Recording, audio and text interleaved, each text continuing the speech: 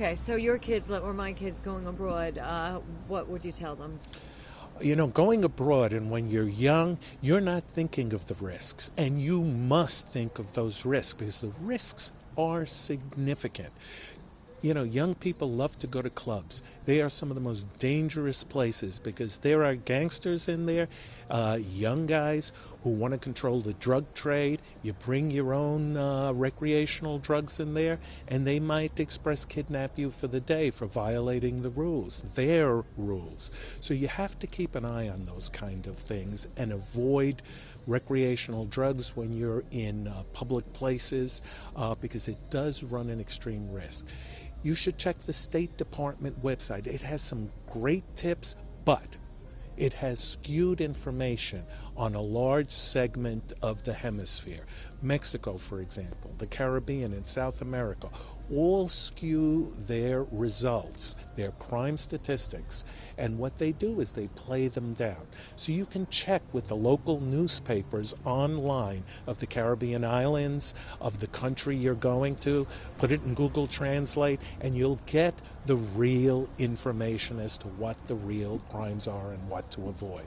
I always say to my adult children and my grandchildren, keep your head on a swivel. Know where you are. So if you have to call the police, you know your exact location right away. Let someone know at home where you're traveling to. Allow them to track you. So turn on the tracking feature of your phone. It's very, very helpful. This way, if there is an express kidnapping or a problem, they know where to start looking for you. Another nice tip is to carry what we call a throwaway wallet. Have one low value credit card in there with maybe a $250 limit. Carry $100 in tens.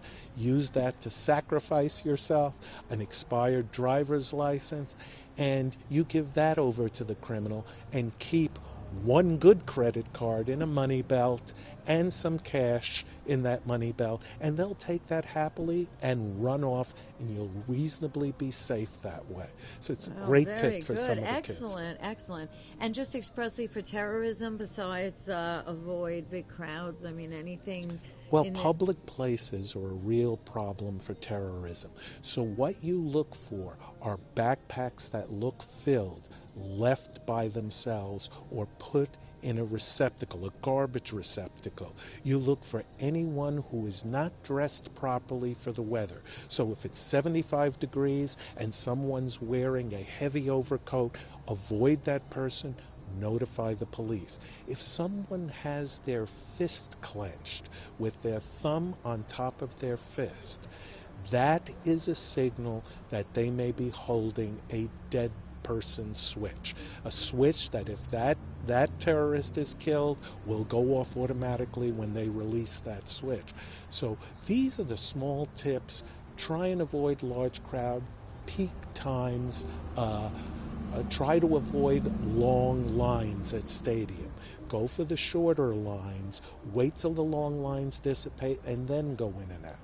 If something untoward happens, assess the situation. Don't just follow the crowd and run. You may not want to follow that crowd. They may be setting up a secondary attack on the largest crowd trying to evacuate.